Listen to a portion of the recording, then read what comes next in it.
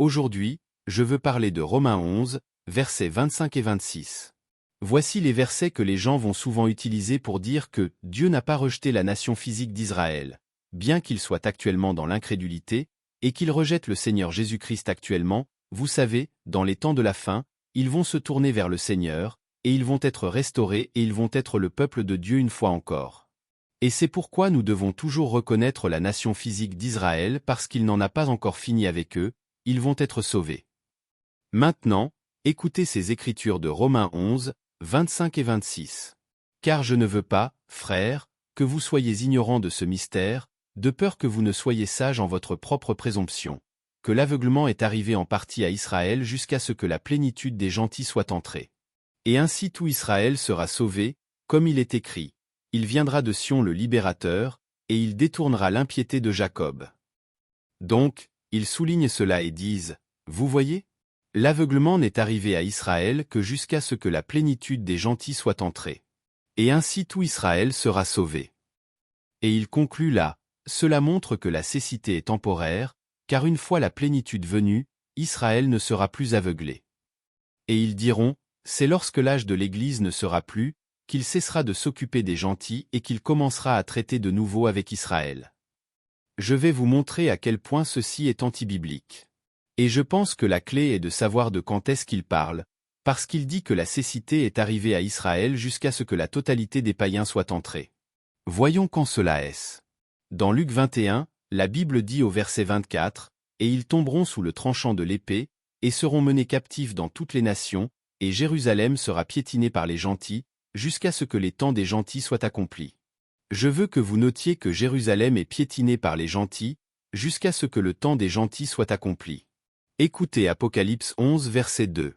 La Bible dit, « Mais la cour qui est en dehors du temple, laisse-la, et ne la mesure pas, car elle est donnée aux gentils, et ils piétineront la ville sainte. » Même libellé que Luc 21, pendant 42 mois, et je donnerai pouvoir à mes deux témoins. Alors, quand est-ce que le temps des gentils est accompli, ou quand la plénitude des gentils est-elle entrée? Eh bien, selon l'Écriture, c'est après que Jérusalem ait été piétinée pendant 42 mois. Cela correspond à 3 ans et demi après l'abomination de la désolation. Ce sera basiquement au début du règne millénaire de Christ, parce que l'abomination de la désolation se déroule au milieu de la 70e semaine de Daniel. C'est alors que Jérusalem va être détruite et piétinée, d'accord? 42 mois plus tard, nous avons Jésus-Christ qui met en place son royaume sur cette terre dans le millénium. C'est le « jusqu'à » de Romains 11, 25 et 26. Donc, si nous revenons à Romains 11, 25 et 26 avec ceci à l'esprit, il est dit « Car je ne veux pas, frères, que vous soyez ignorants de ce mystère, de peur que vous ne soyez sages en votre propre présomption, que l'aveuglement est arrivé en partie à Israël jusqu'à ce que la plénitude des gentils soit entrée. » Quand est-ce? 42 mois après l'abomination de la désolation, le début du règne millénaire de Jésus-Christ. Écoutez le verset suivant. « Et ainsi tout Israël sera sauvé, comme il est écrit. Il viendra de Sion le libérateur, et il détournera l'impiété de Jacob. » Alors, quand est-ce qu'Israël ne sera plus aveuglé, et que tout Israël va être sauvé?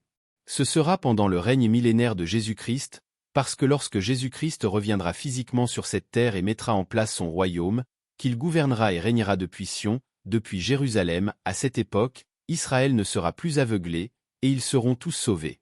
Pourquoi? Parce que tout l'Israël incrédule aura déjà été anéanti. Ils vont en être détruits. Donc, ce n'est pas dans les temps de la fin que tous les Israélites incrédules, non sauvés vont tous se tourner vers Jésus-Christ. Ce n'est pas ce que la Bible enseigne. Ce qu'elle enseigne, c'est que dans le règne millénaire du Christ, tous les non-croyants d'Israël auront été anéantis, et à cette période, tout Israël sera sauvé, il n'y aura plus d'impiété dans Jacob. Il n'y aura plus d'aveuglement sur les enfants d'Israël, parce qu'il n'y aura plus que Israël sauvé qui sera là. C'est la seule façon pour que tout Israël puisse être sauvé. J'ai entendu certaines personnes dire, chaque Israélite se tournera vers le Christ à ce moment-là.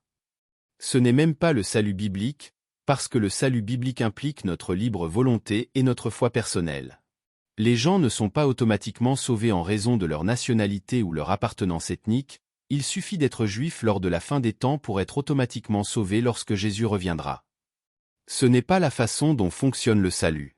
Tout Israël sera sauvé, Parce qu'ils ne sont pas tous Israël ceux qui sont d'Israël, et cela parle du véritable Israël qui est sauvé et qui va hériter du royaume dans le millénium. Écoutez, le millénium va être un royaume où gouverneront et régneront les chrétiens nés de nouveau, les croyants. Mais, bien sûr, il y a eu beaucoup de Juifs sauvés, et d'Israélites sauvés à travers les années, et ils feront partie de ce royaume. Mais ce n'est pas enseigné d'une quelconque façon que les Juifs vont se tourner vers Jésus-Christ.